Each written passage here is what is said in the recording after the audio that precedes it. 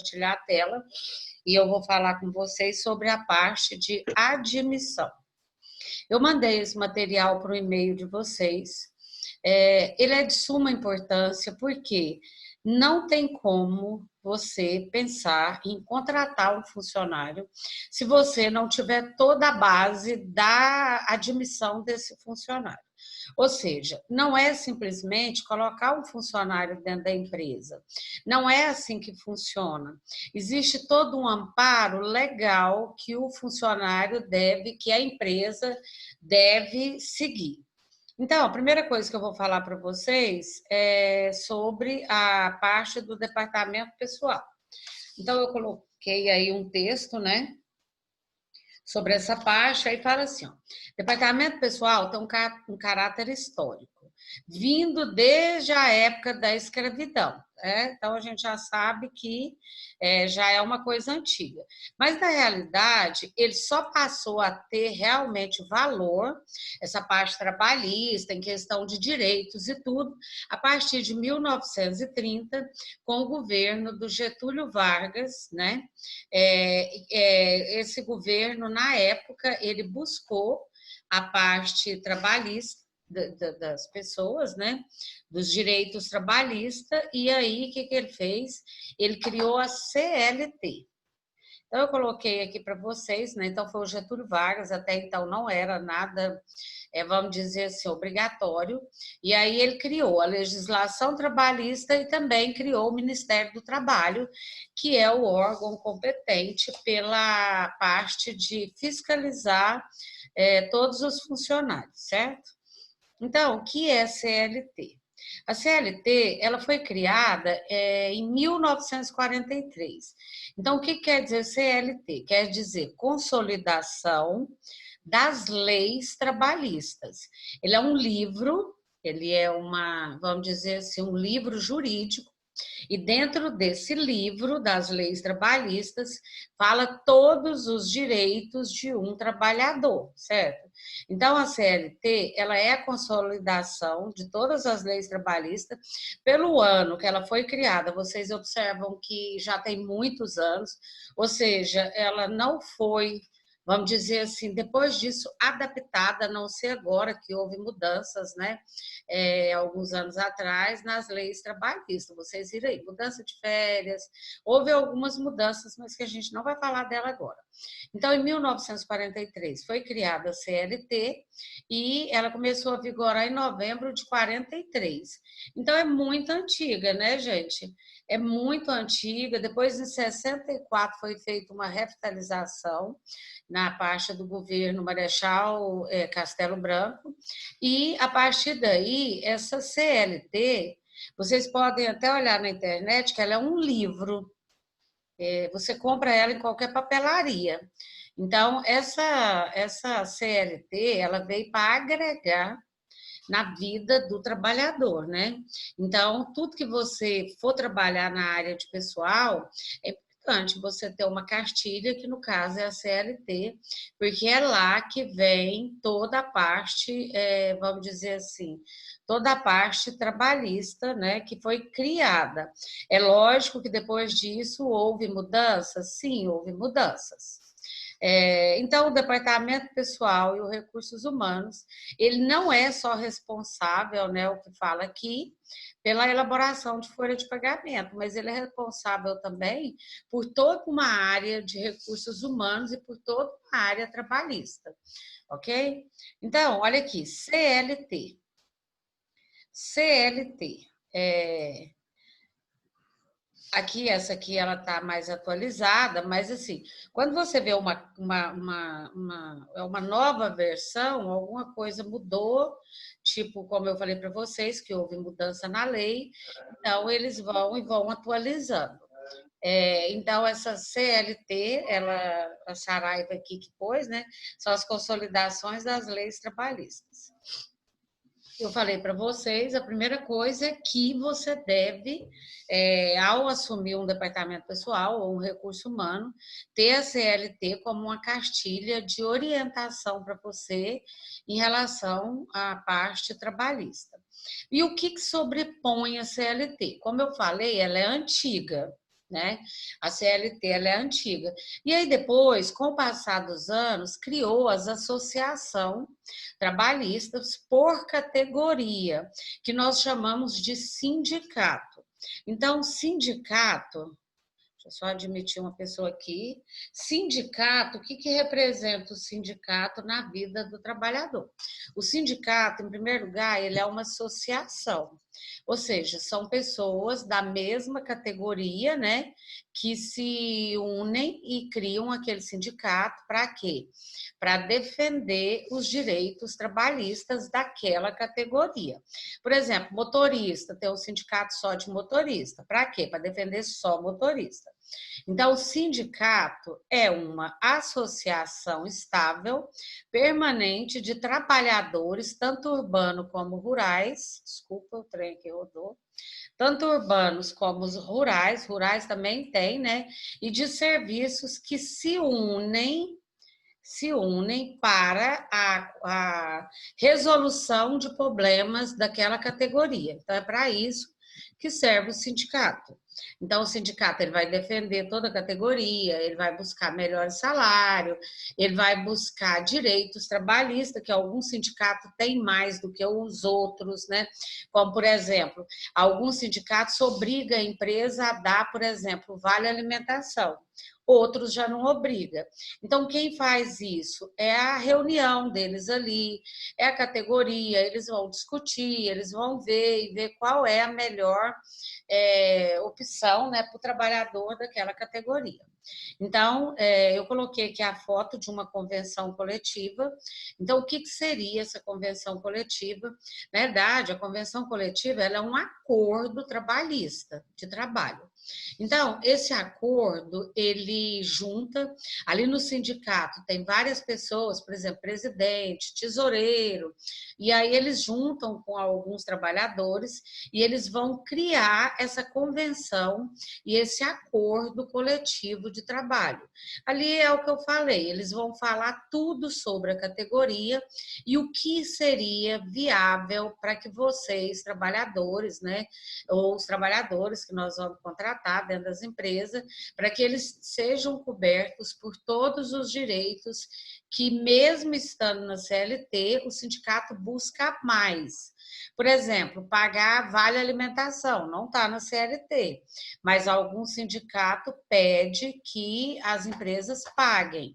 E a partir do momento que isso vai para a convenção coletiva, se torna obrigado o pagamento. Então, aí, se o sindicato decidir que tem que pagar, aí já não é mais uma opção da empresa. Aí, se tiver na convenção coletiva aqui, a empresa é obrigada a pagar. Então, essa convenção coletiva, ela vem para somar com os direitos dos trabalhadores.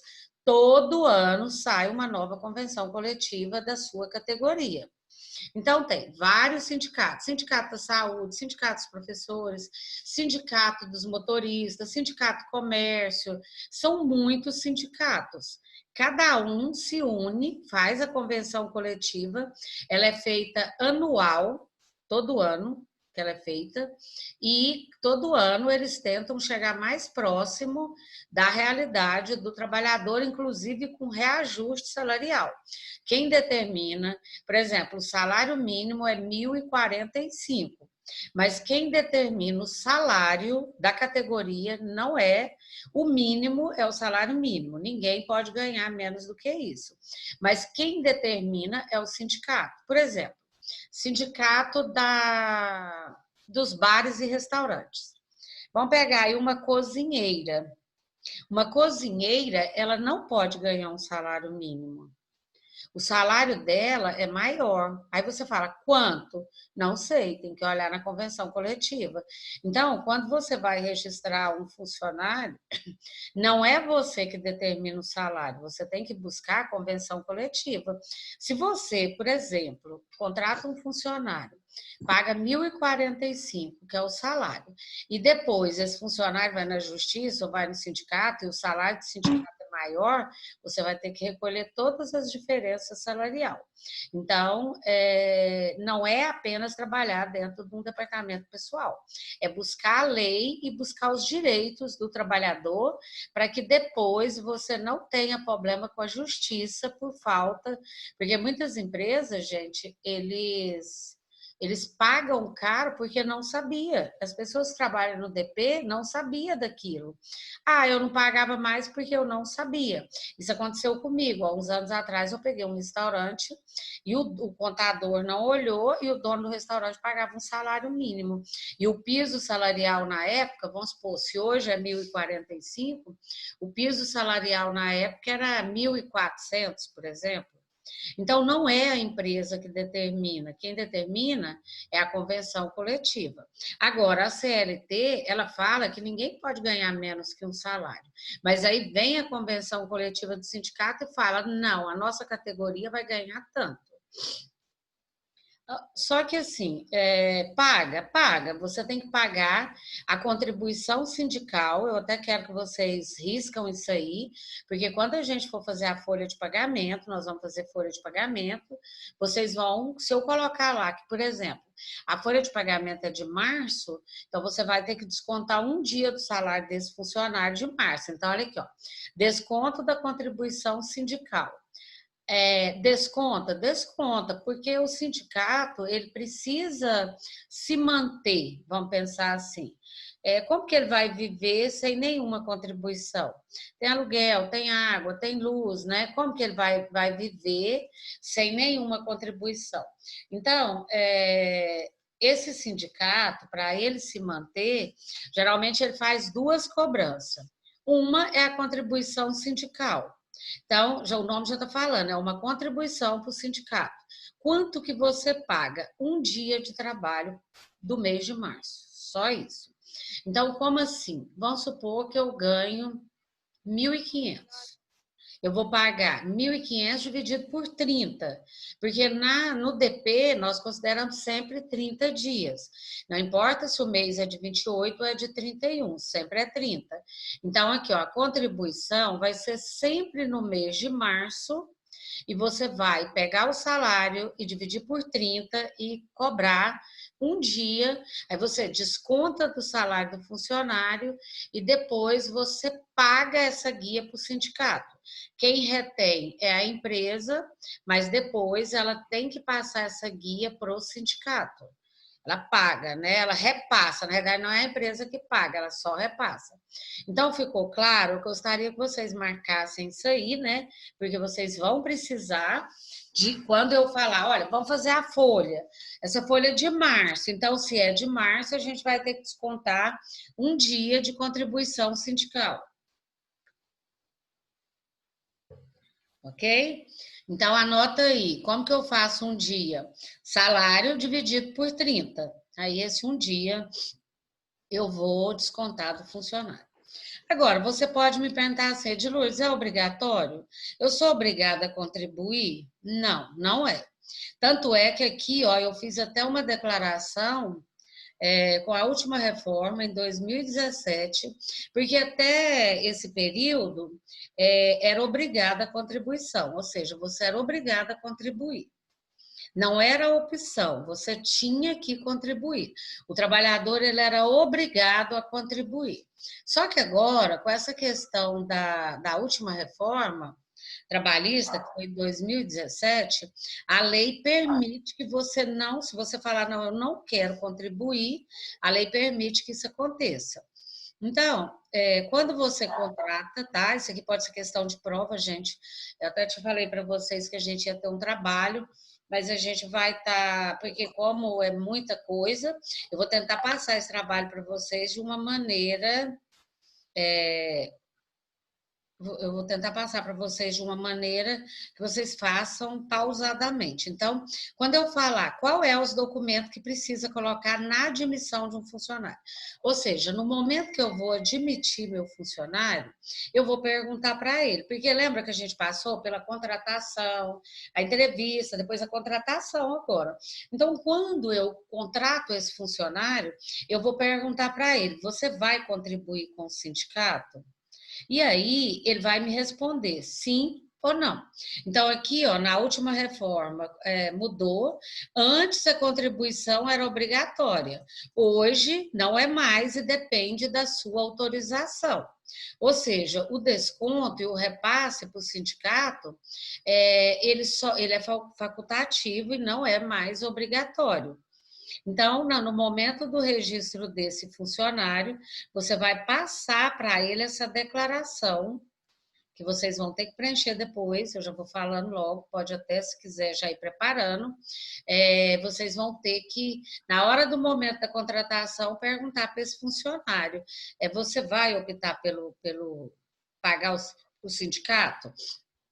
Aí ele vai responder aqui, ó, eu, nome, RG, número tal, exercendo o emprego disso, né, por exemplo, motorista, nos termos da consolidação do trabalho, declaro que não opto pelo desconto da contribuição sindical, ou opto pelo desconto da contribuição sindical e o funcionário assina, tá vendo?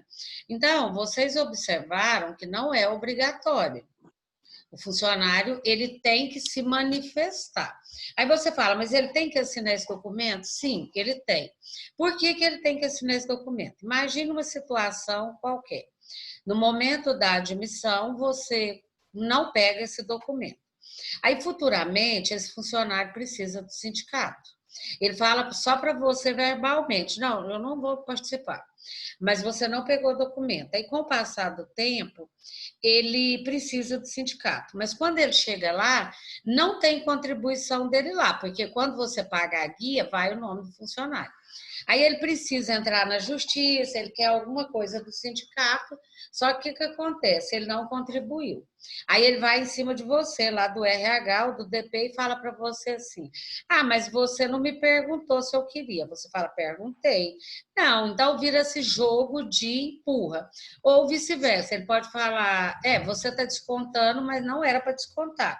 Então, no RH e no DP, gente, a única maneira que você tem de fazer qualquer coisa e não se prejudicar é documento. Você precisa de documento. E nesse caso aqui, essa declaração é um documento importante e você precisa dela para se resguardar, ok? Então, quando que eu vou pegar essa declaração? No momento da contratação. Mas que momento é esse, né? Eu posso contratar um funcionário, por exemplo, eu fiz a entrevista hoje, aí eu falo para ele assim: olha, você vai começar a trabalhar amanhã, para esse funcionário, por exemplo. Aí eu falo: ó, você vai começar a trabalhar amanhã. E eu não peço mais nada. Eu só falo para ele que ele vai começar a trabalhar amanhã. O que vai acontecer, gente? Eu posso fazer isso? Eu não posso. A lei, ela determina que o registro do empregado aqui, ó, ele seja feito no máximo em 48 horas, certo? Eu não posso contratar um funcionário, eu não posso, e falar para ele assim: não, fala o seguinte, você vem trabalhar, depois você traz seus documentos para a gente registrar. Não, não posso. Por quê? Já aconteceu fatos, provavelmente vocês conhecem alguém, por exemplo, uma empresa minha, ela contratou a funcionária e no segundo dia a funcionária sofreu um acidente. Ou seja, a sorte foi que o documento já está, o documento de admissão já estava tudo pronto e a empresa já tinha contratado ela. Então, aí sim a coisa passa a ter valor. Então, qual é o prazo para você registrar um funcionário? Você tem, no máximo, 48 horas para registrar um funcionário. Então, como que isso funciona? Você mandou o funcionário ir trabalhar, você não pode deixar ele ir trabalhar antes dele te entregar toda a documentação. Nós vamos falar dessa documentação agora.